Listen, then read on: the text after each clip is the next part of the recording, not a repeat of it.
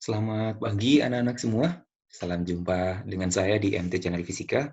Dalam video ini, saya akan menjelaskan tentang pembahasan soal-soal latihan materi fisika di kelas 11 untuk persiapan ulangan harian, ulangan akhir semester, maupun ujian sekolah di kelas 12. Ya, soal yang pertama ini yaitu tentang soal pengukuran. Nah, alat ukur panjang biasa digunakan adalah penggaris, jangka sorong, maupun mikrometer skrup. Nah, ini adalah suatu jangka sorong. Nah, pertanyaannya di sini adalah tentukan pembacaan jangka sorongnya kalau didapatkan seperti ini. Jadi cara membacanya, lihat dulu skala utama yang atas, lalu skala nonius yang bawah. Pertama kita lihat skala utamanya dan skala nonius. Lalu setelah sudah kita dapatkan nanti hasilnya, maka kita laporkan dalam bentuk X plus minus delta X. X-nya itu adalah pembacaan dan delta X adalah ketidakpastiannya. Nah, maka bisa kita dapatkan di sini, pertama yang angka utama dulu atau skala utama. Itu adalah 2 lebih, ya.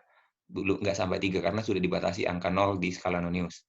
Jadi 2,5. 2,5 cm ditambah dengan berimpit di angka berapa nih? Berimpitnya di angka 4, atau kalau saya lingkari, bisa kelihatan ini ya, berimpit di angka ini, 4 ini. Sehingga jawabannya 2,54 cm. Lalu ketidakpastiannya adalah, atau kekurang telitiannya itu adalah setengah dari skala terkecil. Setengahnya skala terkecilnya berapa?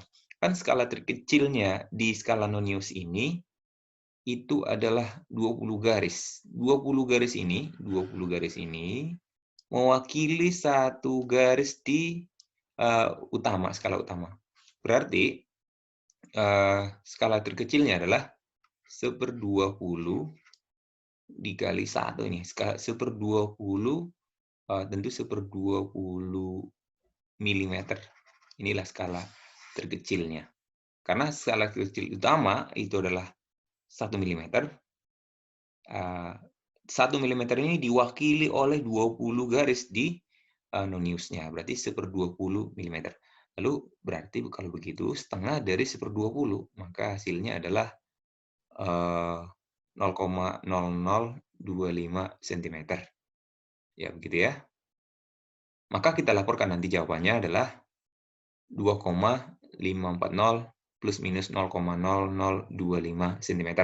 Atau kalau dalam milimeter bisa juga 2,50 plus minus 0,025 dalam milimeter. Ini jadi ini jadi 25,4 begitu ya, 25,40. Nah, kira-kira ini. Boleh ya, sama aja. Ya, soal berikutnya ini adalah soal mikrometer skrup. Nah, di mikrometer skrup ini terlihat di sini ada skala terkecilnya, yaitu 0,01 mm. Maka cara untuk membacanya tetaplah skala utama dulu. Skala utamanya 0, di bawahnya 0,5, 1, 1,5, 2, 2,5, dan seterusnya. Di sini ada 5, 6, 7. 7 lebih, di bawahnya masih ada garis, berarti 7,5. Maka bisa kita jawab 7,5 tambah, nah di sini yang berimpit di angka berapa skala noniusnya. Nah ini kalau diputar terus nanti akan ada angka-angka yang didapatkan. Kalau diputar pas-pas, ini udah ketat ya, ini udah pas ya, maka pengukurannya adalah di angka antara 40 sampai 45, bisa terlihat ya, 44. Berarti jawabannya adalah 7,5, langsung tambahkan dengan 0, yang berimpitnya, sehingga 7,94. Lalu nilai skala terkecilnya, di sini ada tertulis 0,01 mm. Nah, untuk mikrometer skrup, dia selalu 0,01 mm skala terkecilnya. Maka hasilnya adalah 0,005 mili ya jadinya kalau dikalikan setengah. Maka bisa kita laporkan jadi 7,94 plus minus 0,005 mm. Soal berikut tentang vektor. Nah, di sini ada dua vektor yang mana membentuk sudut apit 60 derajat. Maka resultannya berapa?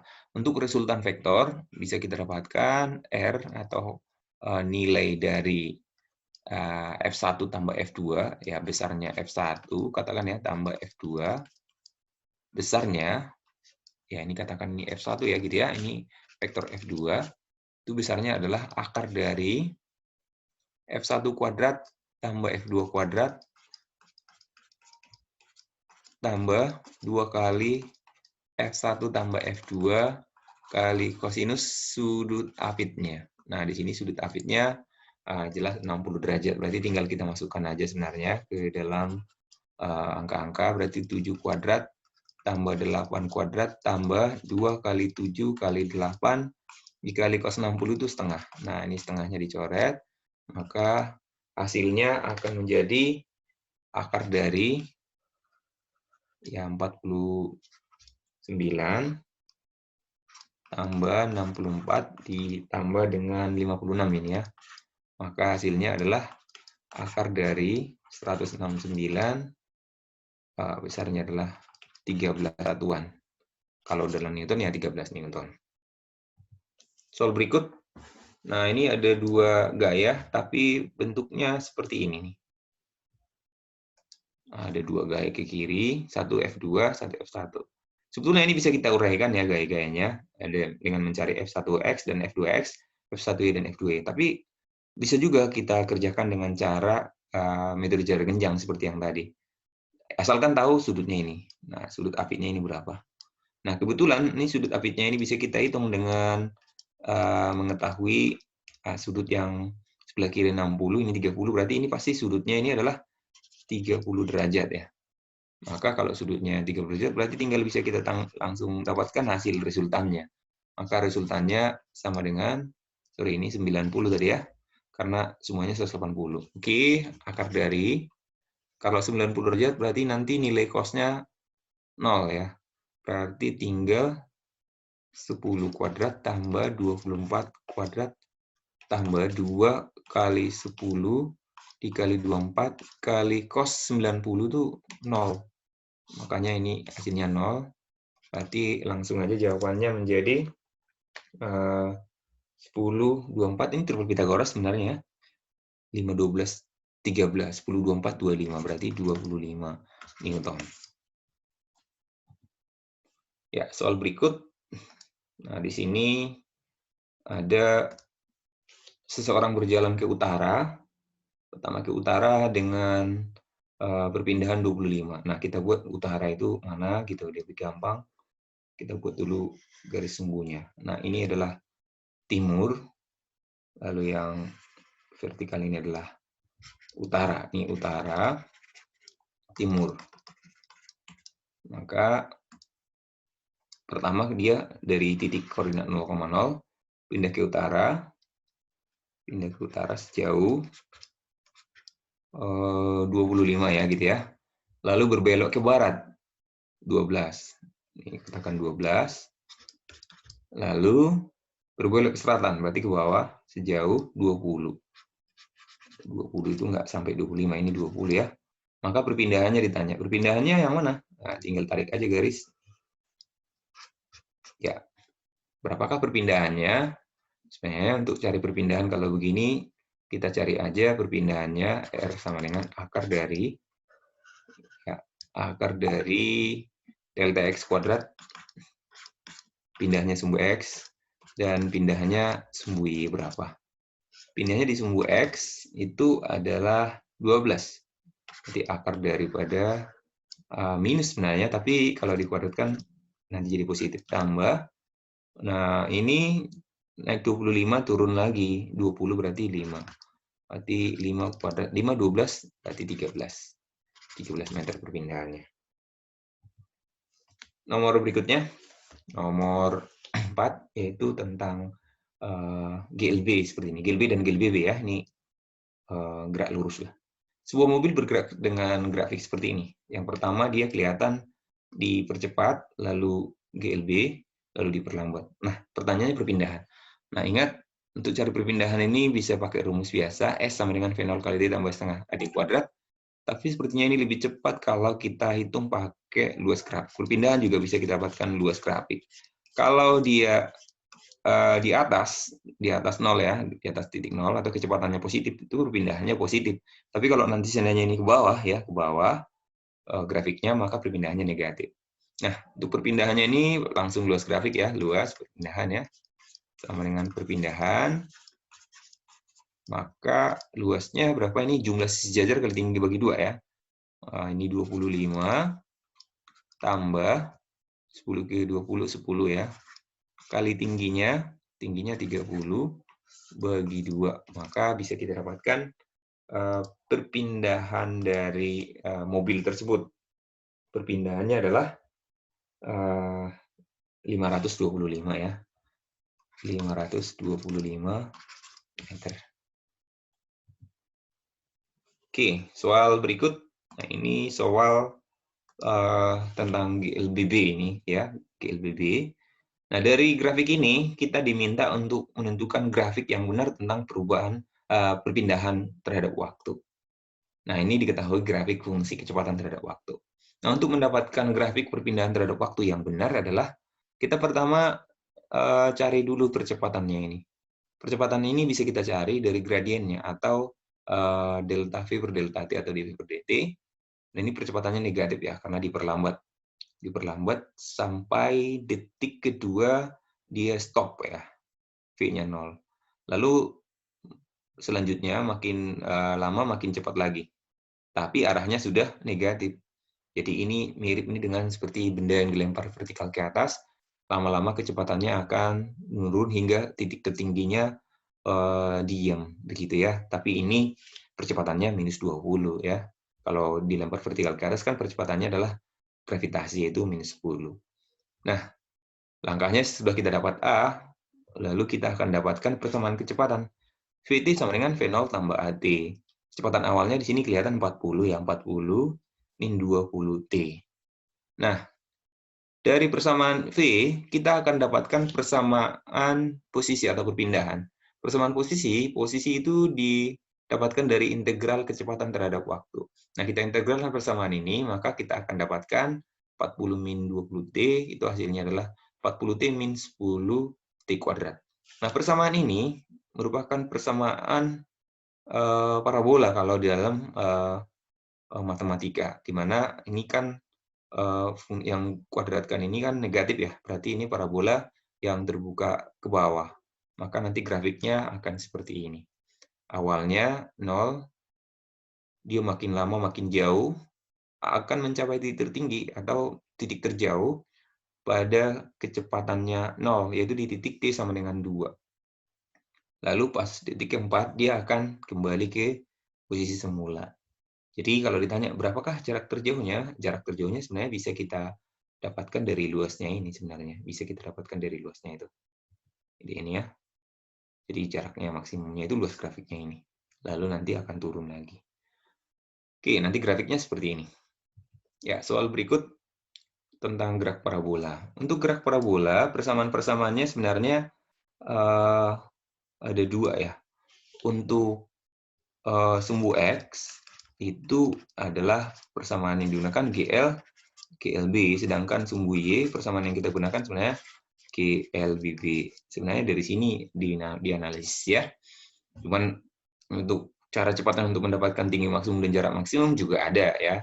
Tinggi maksimum itu nanti di sini. Tinggi maksimum dihitung dari titik ini ya. Nanti ini H maksimum. Jadi H maksimum ini sebenarnya bisa kita turunkan kalau kita lupa rumusnya dari persamaan sumbu X dan sumbu Y. Dapat rumusnya nanti ini V maksimum sama dengan V0 kuadrat sin kuadrat sudut elevasi per 2 kali gravitasi. Nah, V0-nya itu adalah 20 kuadrat dikali sin kuadrat ini.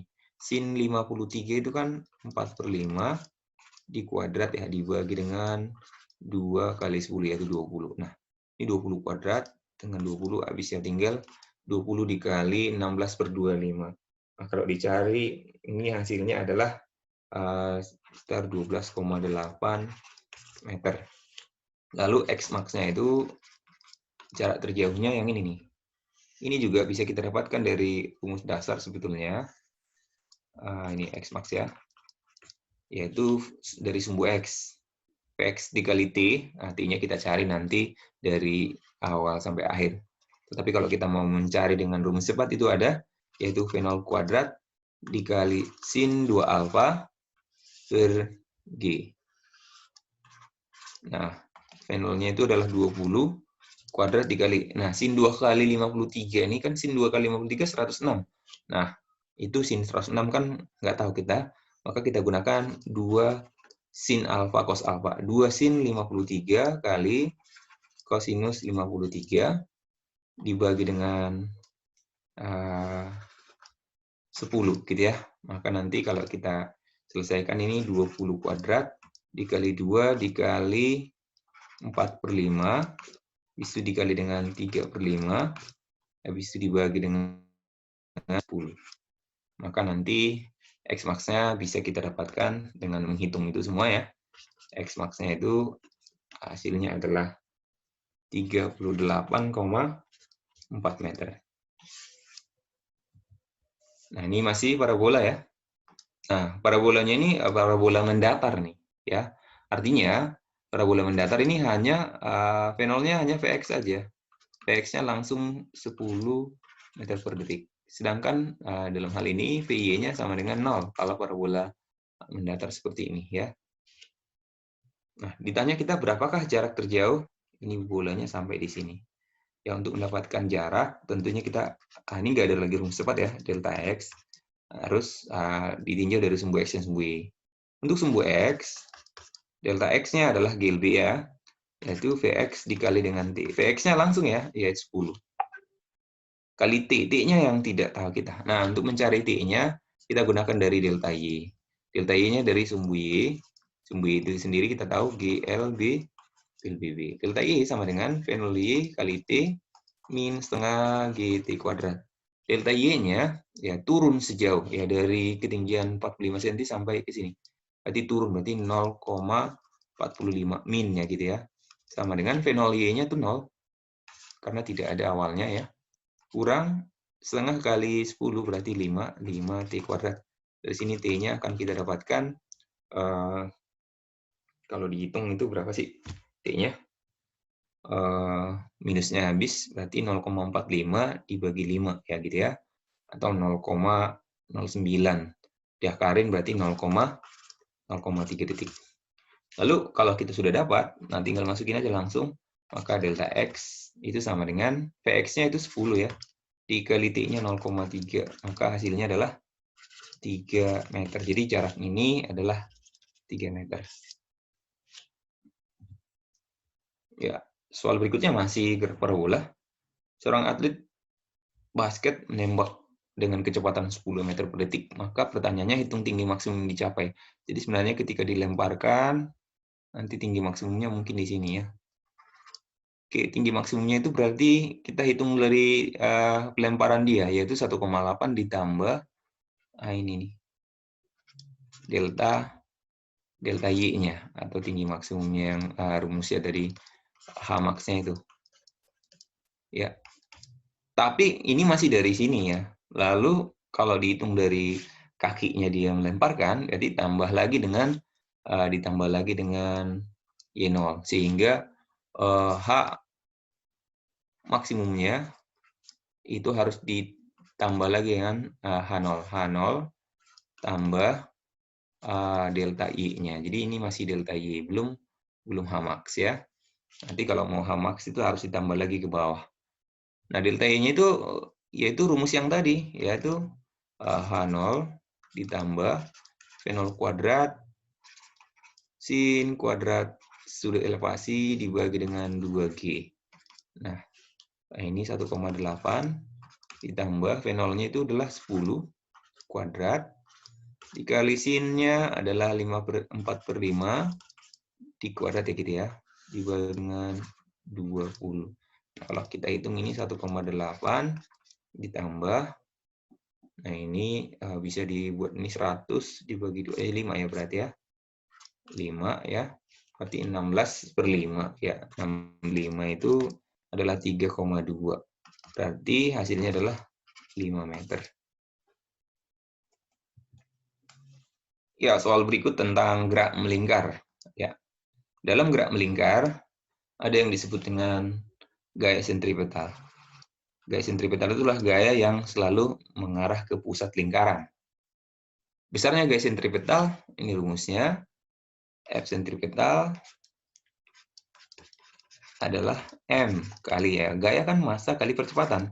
Tapi kalau sentripetal kan pada gerak melingkar, berarti A sentripetal. Atau M dikali V kuadrat per R.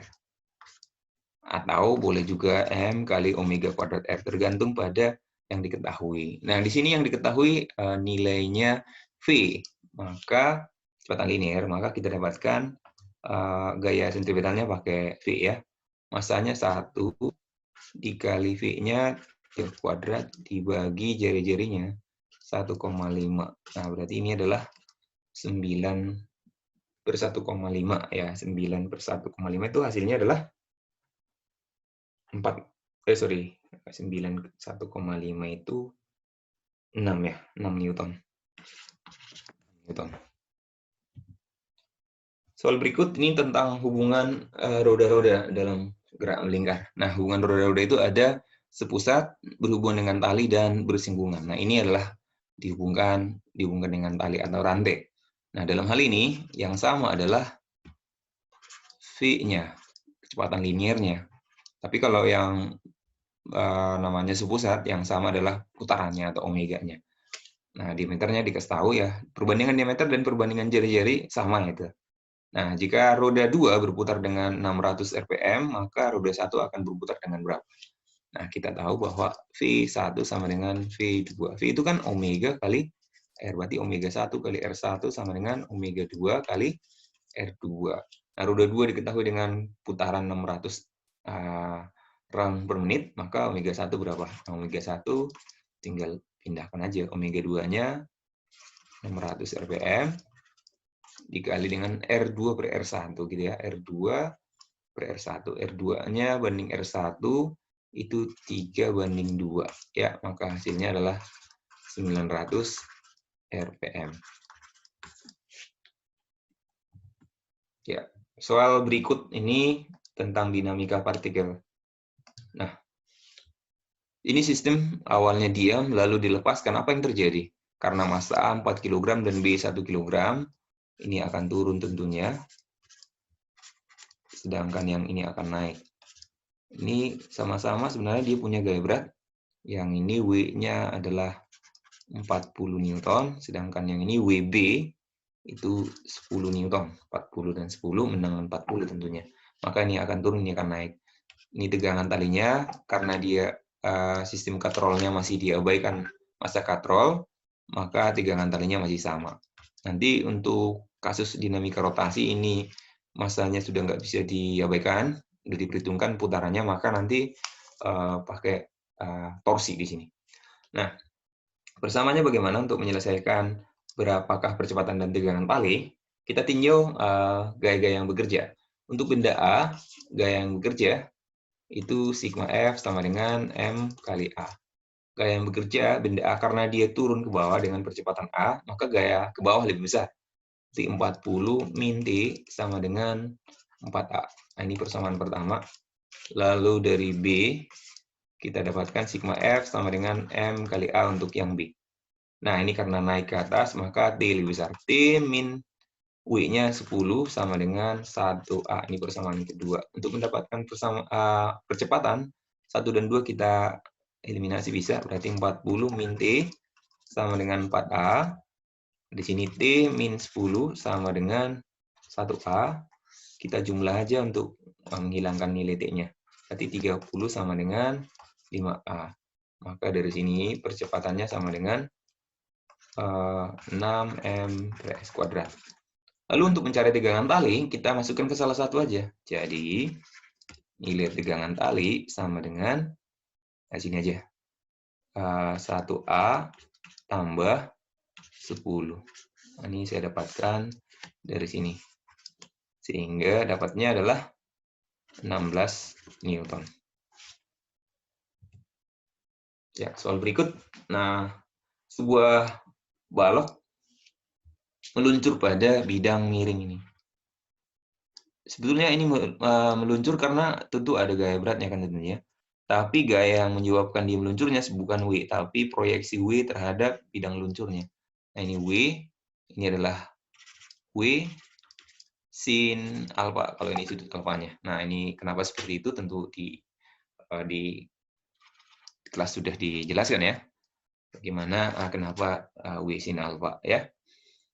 Nah, balok 1 kg bergerak turun, percepatannya berapa gitu. Nah, masukin aja ke hukum Newton, sigma F sama dengan M kali A. Nah, kamu lihat dulu apakah licin atau tidak. Kalau dia licin, berarti F gesekannya sama dengan 0. Nah, F gesekan tentu biasanya melawan arah geraknya ya. Jadi ke sana.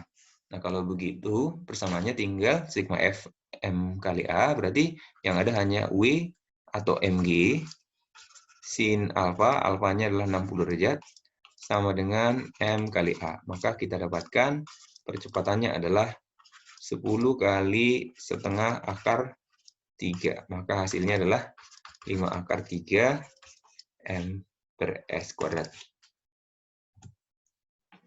Ya, soal berikut ini ada sebuah kotak ditarik dengan gaya F dengan sudut alfa terhadap horizontal.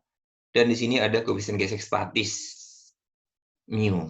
Sehingga ini yang diketahui koefisien gesek statis berarti ini tidak bergerak ini ya. Ada F gesek di sini. Karena F geseknya diketahui koefisien gesek statis mu. Pertanyaannya, nilai gaya minimum agar kotak hampir bergerak. Tepat akan bergerak, tapi belum bergerak. Hampir ya. Berarti nilainya berapa? Nah, kalau hampir bergerak berarti belum bergerak. Berarti sigma F-nya masih 0, masih diam dia.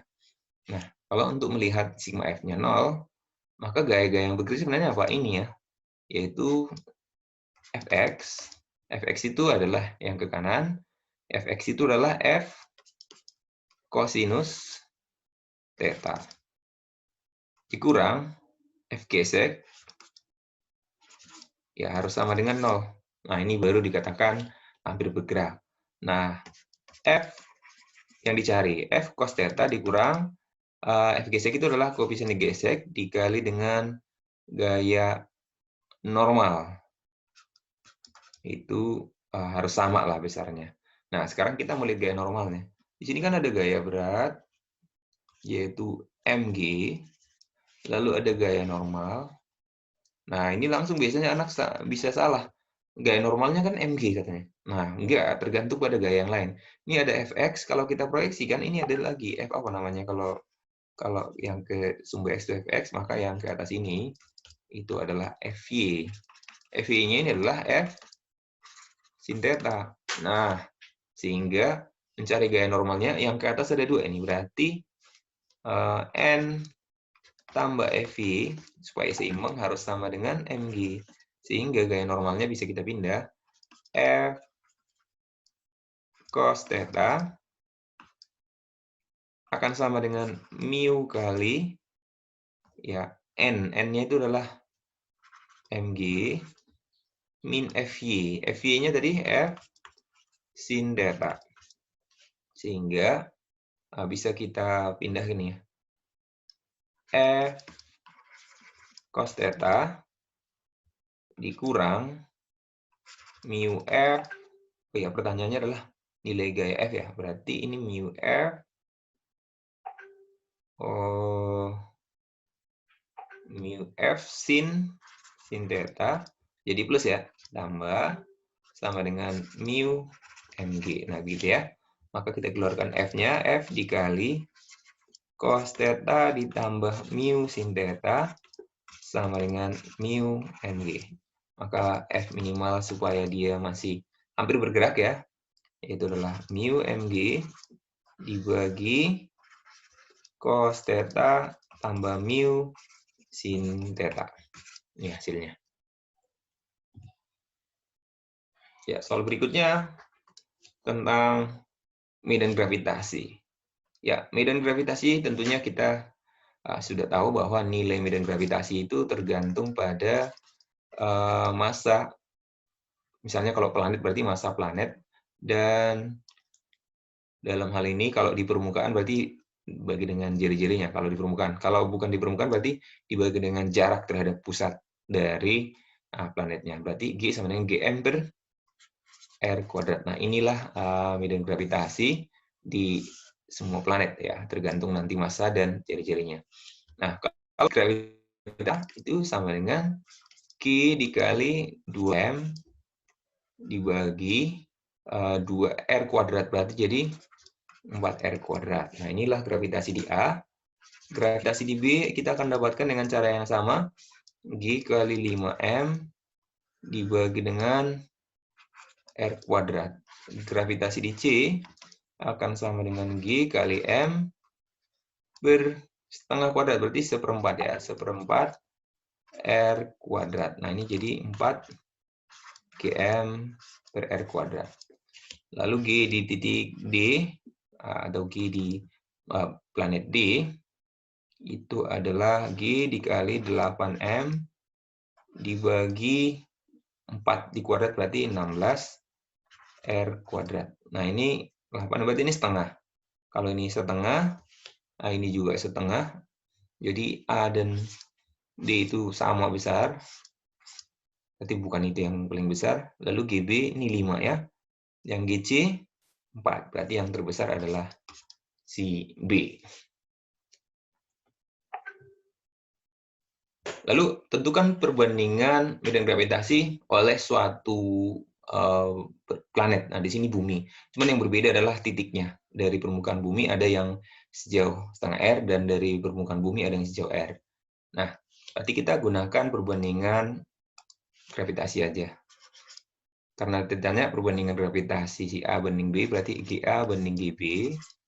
Itu langsung aja tinggal masukin aja GM per RA kuadrat dibagi dengan GM RB kuadrat.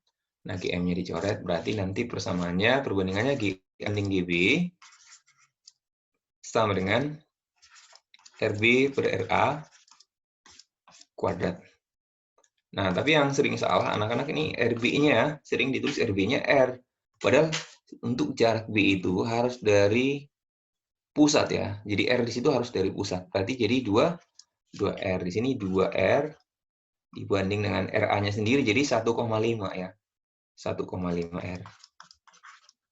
Maka dikuadratkan atau sama dengan supaya nggak pecah nih jadi 4 per 3 kuadrat. Kalau dibandingkan jadi 16 dibanding 9. Jadi 16 banding 9. Ya, soal berikut tentang torsi atau momen gaya. Nah, torsi atau momen gaya ini adalah perkalian antara gaya dengan gaya atau jarak terhadap poros terhadap gaya tegak lurus. Nah, di sini ada beberapa gaya, ada 1, 2, 3. Nah, ada satu ya yang belum tegak lurus. Nah, ini kita tegak luruskan dulu. Nah, katakan ini FY. Nah, kita proyeksikan F ini kan 5 Newton dengan sudut 37 terhadap sumbu X ini. Maka bisa kita cari yang ini adalah Fx yaitu F cos. Itu tidak menyebabkan ada torsi karena porosnya kan di sini. Jadi yang tegak lurus saja, berarti yang ini kita ambil jaraknya, lalu gayanya yang ini. Nah, Fy ini sendiri bisa kita cari adalah F3Y maksudnya, F3 kali sin 37. Maka bisa kita dapatkan itu F3Y-nya adalah 5 kali 3/5, yaitu 3 Newton. Nah, semuanya sudah tegak lurus ya, tinggal kita cari. Nah, untuk poros di titik ini, gaya 5 Newton ini memutar batang secara jarum jam. Nah, nanti selanjutnya secara jarum jam kita buat negatif ya, kalau berlawanan jarum jam kan positif. Lalu yang Fy juga akan memutar secara jarum jam, ini juga negatif. Lalu F yang di sini, F2, itu berjarum jam. Nah, tahan aja di sini, lalu tarik ke atas batangnya. Nah, ini adalah positif. Maka resultan gaya di titik itu, yang di poros ini, itu sama dengan Yang positif dulu berarti F2 dikali dengan gayanya itu jarak 0,5, 0,5, 1 ya gitu ya. Lalu dikurang jadinya, kurang F1 dikali dengannya 0,5 gitu ya. Lalu dikurang lagi karena ini negatif ya. F3Y dikali dengan 0,5. Maka kita tinggal masukin. Nah, F2-nya 10 dikali 1 kurang 5 kali 0,5 kurang 3 kali 0,5. Nah, ini hasilnya adalah 10 kurang 2,5 kurang 1,5. Hasilnya adalah, nah ini kan 4 ya, 6 Nm. Nah, di sini hasilnya positif. Berarti, kalau ditanya arahnya, arah putarannya adalah berlawanan jarum jam. Nah, yang searah jarum jam itu nanti min.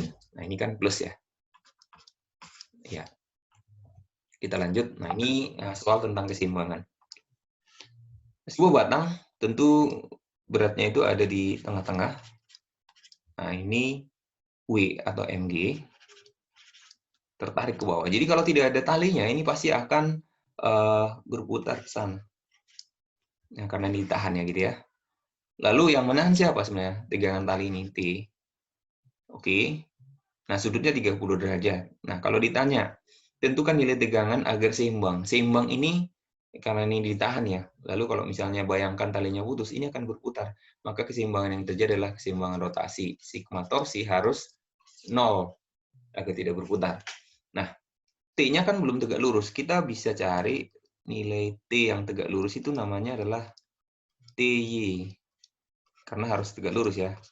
Nah, torsi itu kan harus tegak lurus. Ini TY dikali panjangnya adalah L gitu ya. Jarak antara ini ke sini panjangnya semua. Nah, ini putarannya adalah berlawanan jarum jam. Berarti persamaannya supaya seimbang, yang berlawanan jarum jam dan yang searah jarum jam besarnya harus sama.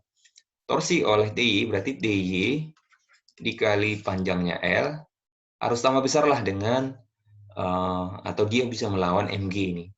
Mg dikali jaraknya ini pasti kalau di ujungnya ini diikat panjang L, ini pasti jaraknya adalah setengah L. Maka kali setengah L. Nah, L-nya dicoret, sehingga T-nya itu adalah T sin 30 sama dengan setengah Mg. Nah, kebetulan ini setengahnya dan 30 sama ya. Maka T sama dengan Mg. Maka besar tegangan tali yang menahan agar ini tidak jatuh atau tidak seimbang, agar seimbang maka Mg besarnya. Ya, soal berikutnya. Nah, ini sudut yang diketahui ini terhadap sumbu X ini. Lalu pasti jika talinya ini tidak ada, apa yang terjadi? Nah, ini pasti akan turun, akan berputar si batangnya karena adanya gaya berat. Gaya berat itu adalah Mg-nya tentunya. Lalu ditahan oleh tali. Nah, karena kita tinjau batangnya, berarti nanti gaya tegangan tali selalu menjauhi benda yang ditinjau, gitu ya. Nah, ini kan jarak ini yang sedikit ini 0,25, berarti ini sini adalah panjangnya 0,75 ini ya, 0,75. Ini 0,75. Nah, kalau kita lihat torsi oleh Mg, pasti ini putarannya menyebabkan searah jarum jam. Tapi karena ditahan oleh tali, talinya berarti ini berlawanan jarum jam ya. Maka untuk mendapatkan berapakah tegangan tali, nah ini konsep seimbang juga. Seimbang berarti sigma torsi sama dengan 0. Yaitu torsi oleh tegangan tali harus sama besar dengan torsi oleh gaya berat ini. Kalau begitu, T ini horizontal ya, maka tegak lurusnya yaitu bukan dari sini ke sini, bukan 0,75 ya, tapi yang ini. Maka kita harus tahu ini berapa ya. Kalau ini 0,75 berarti yang ini panjangnya adalah 0,75 atau 3/4 L kali ini sudutnya 37, berarti ini sudutnya pasti 37 juga ya. Berarti sin ya. Sin 37. Jadi jaraknya adalah 3/4 L sin 37. Berarti torsinya torsi tegangan tali, T dikali 3/4 L sin 37. Harus samalah besarnya dengan si MG ini. MG, cuman dengan gaya MG juga bukan setengah L ini, jaraknya bukan setengah L. Karena yang tegak lurus terhadap sini, yaitu adalah yang ini nih. Nah, kita cari dulu nih. Yang tegak lurus ini adalah, panjangnya ini adalah setengah L kali kosinus ya. Kosinus 37, karena sisi samping. Maka harus sama dengan MG kali setengah L kali cos 37. Maka kita bisa dapatkan 3/4 T kali L dikali 3/5 akan sama dengan MG dikali L dikali dengan setengah gitu ya. MG kali L dikali setengah dikali dengan cosnya adalah 4/5. Nah, maka nanti L-nya bisa dicoret ya. Hasil akhirnya berapa itu? Kalau dihitung, maka hasil akhirnya itu adalah kotak ketik aja ya. Nah, ini 4/5 berarti ini coret jadi 2/5. Lalu ini pindah ke sana ya. 5-nya ini juga bisa dicoret. Berarti jadi 2/48. Berarti T sama dengan 8/9 dikali MG, atau MG-nya adalah W ya gitu. Ya, soal berikut tentang dinamika rotasi. Diketahui katrol dengan massa 4 kg. Berarti ini sudah punya inersia nanti ya, nggak boleh kita abaikan lagi. Lalu dihubungkan dengan beban 3 kg. Pertanyaannya berapakah percepatan sudut? Nah, ini kalau dihubungkan, ini kalau dijatuhkan, dilepas, ini akan turun ya. Karena ada gaya berat sebesar mg. Ya, massa yang digantung ini 3 kg ya. Berarti 30 ini. Di sini akan ada tegangan tali. Kalau dari sisi katrolnya, tegangan talinya tentu ke bawah ya. Lalu karena posisi seperti ini, maka nanti kalau dilepas ini katrol akan berputar seperti ini. Dengan percepatan sudut alfa. Pertanyaannya, tentukan percepatan sudut. Untuk mendapatkan percepatannya, kita dapatkan dari dua persamaan. Benda ini mengalami translasi. Bendanya bergerak translasi. Mengalami gerak translasi, berarti sigma F sama dengan M kali A. Gaya yang bekerja tentu ini turun ke bawah dengan percepatan A, maka W lebih besar ya gitu ya. 30 min T sama dengan 3A. Nah, ini persamaan pertama. Lalu persamaan kedua, katrol. Katrolnya bukan translasi, tapi mengalami gerak rotasi. Maka kalau bergerak rotasi, sigma torsi sama dengan I kali alfa. Ya, torsinya itu adalah F yang menarik kali R. Yang menarik itu F-nya mana? Tegangan tali ya. Tegangan tali dikali jari-jari sama dengan momen inersia. Momen inersia silinder kecil itu adalah setengah mr kuadrat. Nah, ganti alfa itu adalah A per R, karena A sama dengan alfa kali R, sehingga ini tinggal kita ganti A per R. Ini ininya, rotasinya, atau A yang radialnya itu. Ya, dicoret. Habis, maka T-nya kita dapatkan setengah MA. Massa katrolnya adalah 4. Setengah dikali 4, ya. Setengah kali 4 itu 2. 2 dikali A. Nah, dua persamaan ini tinggal kita selesaikan aja berarti. Maka hasilnya kalau kita eliminasi, atau substitusi aja ya, 30 min T-nya adalah 2A sama dengan 3A. Berarti A-nya sama dengan 30/5 atau 6 M per S kuadrat. Nah, pertanyaannya percepatan sudut. Nah, kembali lagi ke sini.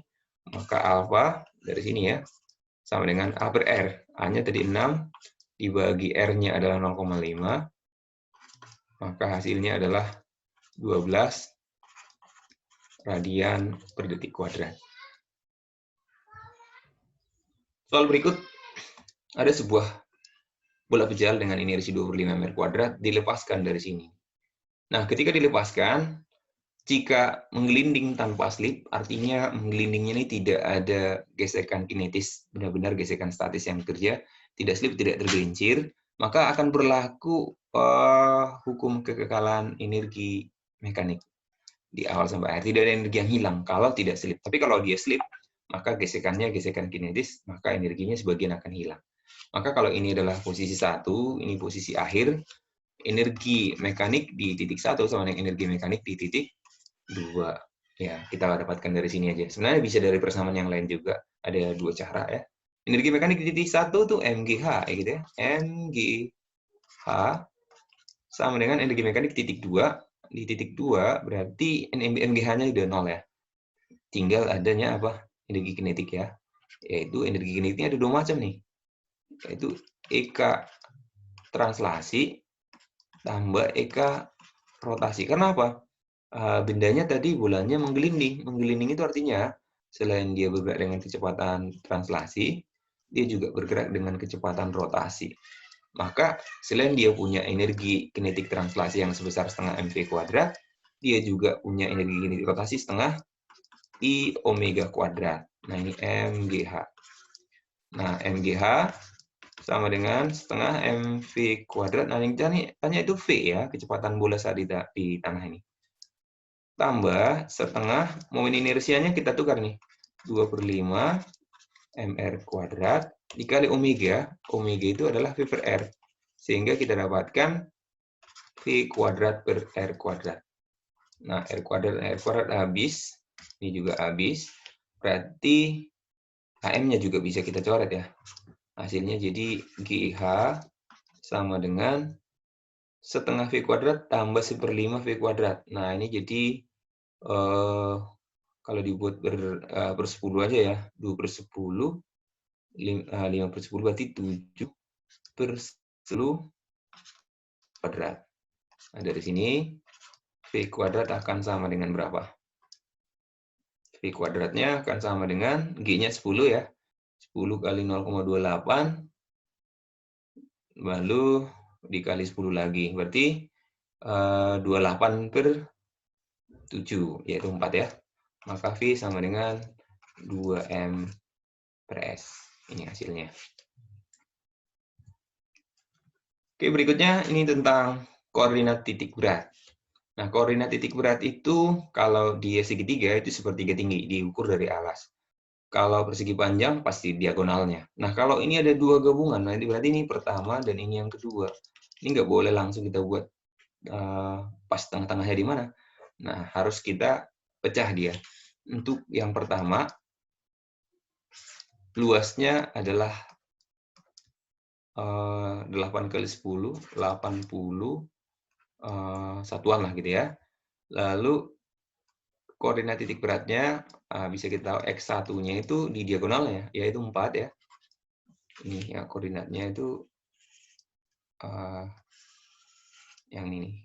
Koordinat kalau dia persegi panjang begini gampang ya. Yang pasti di sini nih koordinat titik beratnya. Berarti X-nya 4 ya. Ini kan setengahnya 8. Sedangkan Y1-nya itu adalah dia setengahnya 10, 5 gitu ya. Lalu itu A1, A2 yang 2-nya itu adalah segitiga ini. Alas kali tinggi bagi 2, 10 dikali 6 bagi 2, 10 kali 3 berarti ya. Itu 30 dengan koordinat titik beratnya. Ini X2 itu adalah sepertiga tinggi. Tingginya ini kan 6 nih. Tingginya ini adalah 6. Nah, sepertiga tinggi berarti di sini nih. Sepertiga tinggi, sepertiga dikali 6. Itu adalah 2.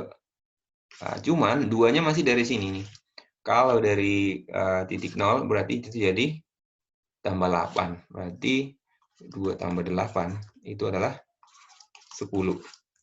Sedangkan Y2-nya adalah setengahnya 10 tetap ya. Berarti 5.